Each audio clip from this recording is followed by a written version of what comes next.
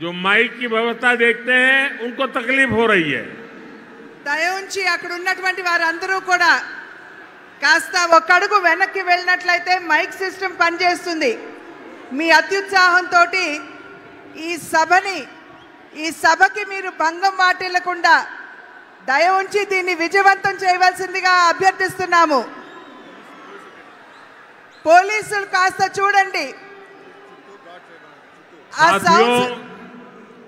आपका उत्साह, आपका जोश, ये सब मुझे मंजूर है, लेकिन अगर आप थोड़ा जहां है वहीं रुक जाइए।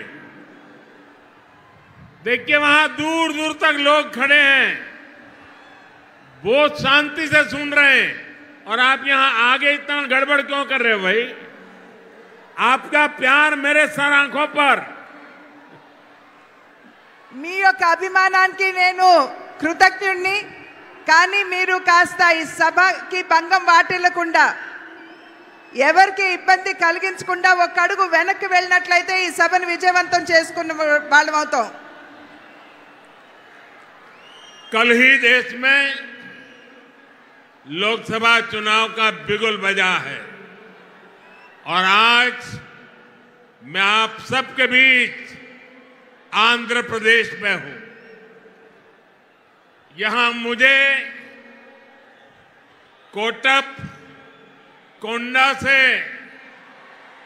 ब्रह्मा, विष्णु और महेश तीनों का आशीर्वाद मिल रहा है।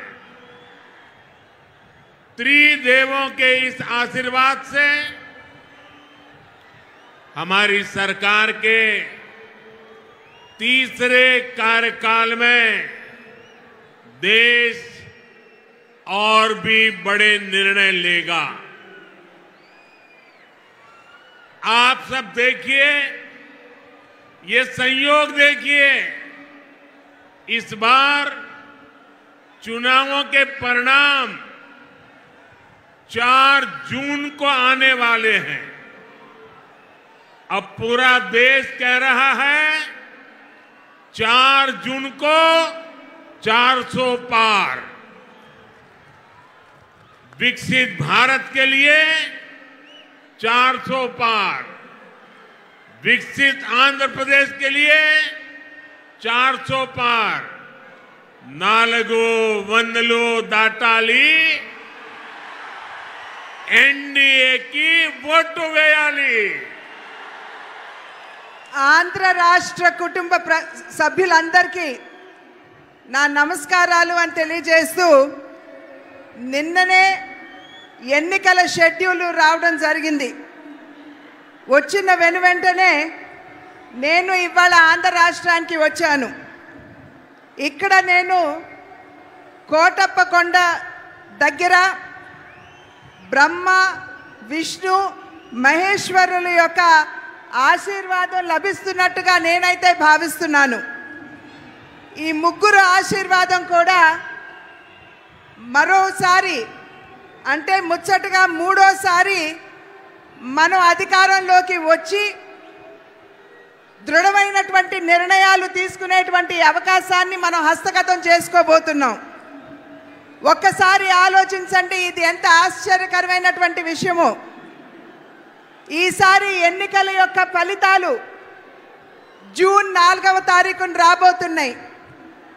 అంటే జూన్ 4వ తారీఖున వచ్చేటువంటి ఫలితాలు ఎన్డీఏ కూటమికి 400 పైచిలుకు సీట్లని ఇవ్వబోతున్నది అని చెప్పి మనం గ్రహించాలి.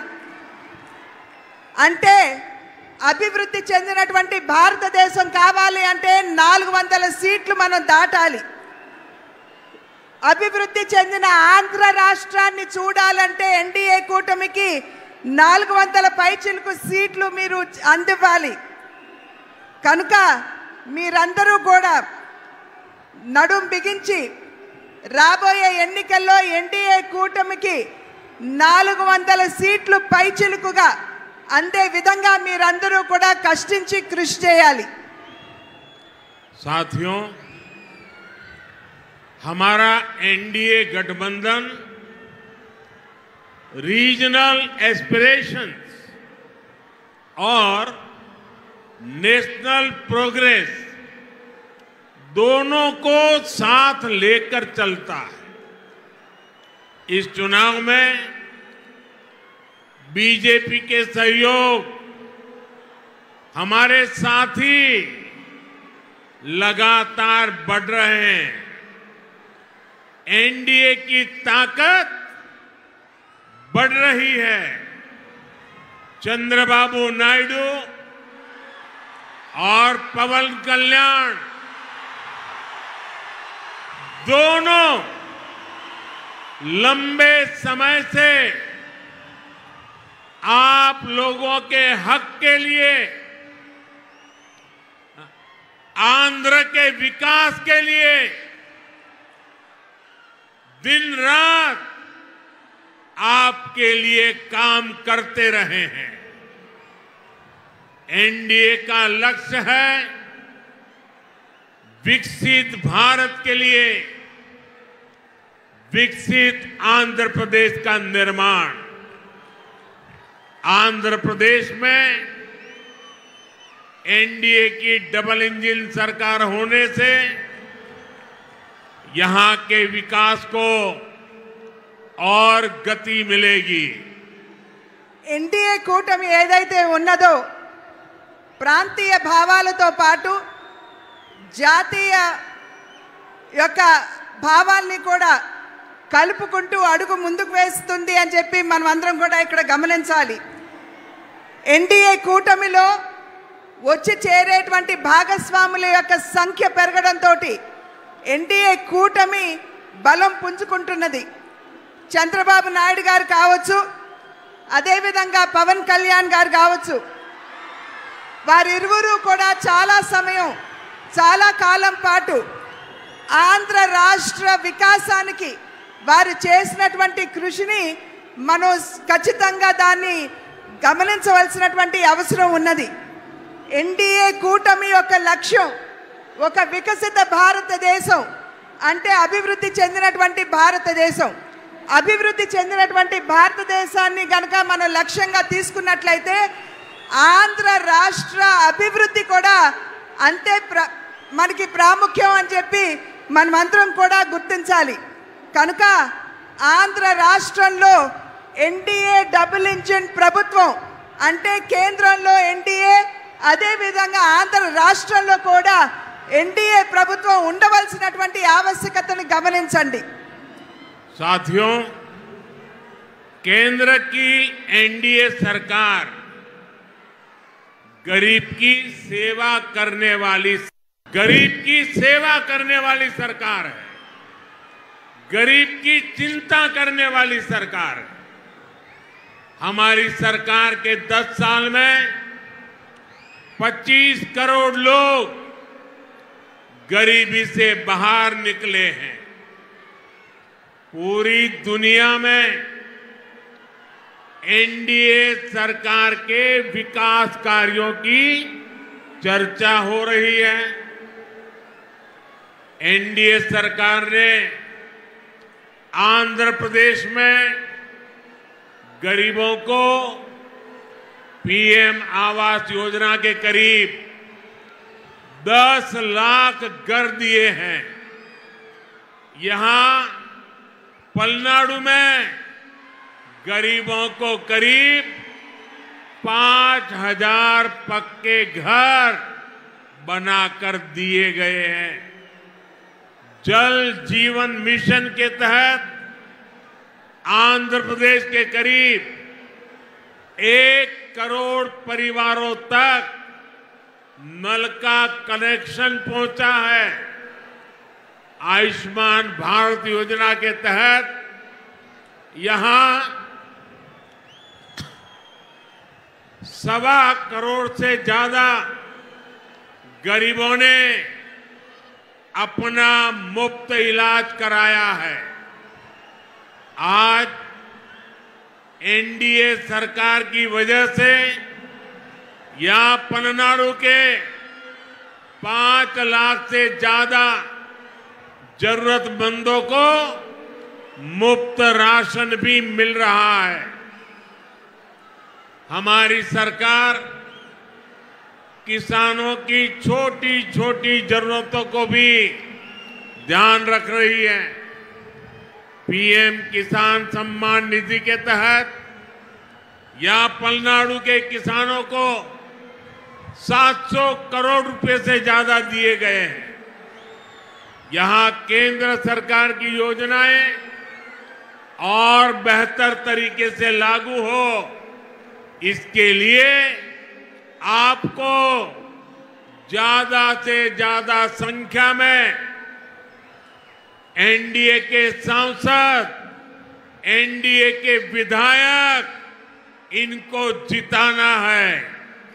एनडीए के सभी सांसद, एनडीए के सभी विधायक बहुत सेवा भाव से आपके लिए काम करेंगे, ये मोदी की गारंटी है। కేంద్రంలో ఉన్నటువంటి ఎన్డీఏ ప్రభుత్వం ఏదైతే ఉన్నదో సేవా నిరతితోటి దేశంలో ఉన్నటువంటి వారందరికీ కూడా సేవను అందించడంలోనే నిమగ్నమై ఉన్నది అని చెప్పి మీ అందరికీ తెలియజేస్తూ, దేశంలో ఉన్నటువంటి పేదవాడి గురించి ఆలోచించేటువంటి ప్రభుత్వం ఎన్డీఏ ప్రభుత్వం. ఇవాళ దగ్గర 30 కోట్ల మందిని, దేశ జనాభాలో 30 కోట్ల మందిని పేదరికం నుండి వెలుపలికి తీసుకొచ్చినటువంటి ఘనత కూడా ఎన్డీఏ ప్రభుత్వానికే దక్కుతుంది అని చెప్పి తెలియజేస్తున్నాను. ఎన్డీఏ ప్రభుత్వం ఏదైతే ఉన్నదో ఇవాళ ప్రధాన మంత్రి ఆవాస్ యోజన కింద రాష్ట్రానికి 10 లక్షల ఇళ్ళు ఇవ్వడం జరిగింది. ఈ 10 లక్షల ఇళ్లలో పల్నాడు ప్రాంతంలో దగ్గర 5,000 పక్కా గృహ నిర్మాణం ఈ పల్నాడు ప్రాంతంలోనే పేదల కోసం చేశారు అని చెప్పి మీకు తెలియజేసుకుంటున్నాను. జల్ జీవన్ మిషన్ అంటే పేదవారికి త్రాగటానికి శుద్ధమైనటువంటి నీరు అందించే కార్యక్రమంలో భాగంగా ఆంధ్ర రాష్ట్రంలో దగ్గర 1 కోటి కుటుంబాలకి మరి ఎటువంటి డబ్బు తీసుకోకుండా ఉచితంగానే నల్లా కనెక్షన్లు ఇచ్చినటువంటి విషయాన్ని కూడా మీ అందరికీ తెలియజేస్తున్నాను. ఆయుష్మాన్ భారత్ అనేటువంటి ఒక బృహత్తరమైనటువంటి కార్యక్రమం పేదల యొక్క ఆరోగ్యాన్ని దృష్టిలో పెట్టుకుని ఆయుష్మాన్ భారత్ కింద దగ్గర 1,25,00,000 మందికి ఇవాళ ఆయుష్మాన్ భవ కింద వారికి ఎటువంటి డబ్బు తీసుకోకుండా ఉచితంగానే వైద్య సౌకర్యాన్ని కేంద్ర ప్రభుత్వం అందిస్తున్నటువంటి విషయాన్ని కూడా మీకు తెలియజేస్తున్నాను. ఇవాళ ఆంధ్ర రాష్ట్రంలో చిన్న సన్నకారు రైతులు ఎవరైతే ఉన్నారో వారందరికీ కూడా కిసాన్ సమ్మాన్ నిధి కింద 700 కోట్ల రూపాయలు ఆంధ్ర రాష్ట్రంలో ఇవ్వడం జరిగింది. ఇది ఈ రకమైనటువంటి కార్యక్రమాలు ప్రజా సంక్షేమానికి అభివృద్ధికి పెద్దపీట వేసే కార్యక్రమాలు మనం ఇక్కడ నిర్విఘ్నంగా జరుపుకోవాలంటే పెద్ద సంఖ్యలో ఎన్డీఏ పార్లమెంట్ సభ్యుల్ని, ఎన్డీఏ ఎమ్మెల్యేని ఖచ్చితంగా ఏదైతే ఉత్సాహం కనబరుస్తున్నారో, ఒక పక్క కూటమి పట్ల మీకున్నటువంటి విశ్వాసాన్ని, అభిమానాన్ని తెలియజేస్తూ రెండవ పక్కన ఆంధ్ర రాష్ట్ర ప్రభుత్వంపై మీకున్నటువంటి కోపాన్ని కూడా ఈ రకంగా మీరు తెలియజేస్తున్నారు అని చెప్పి భావిస్తున్నాను.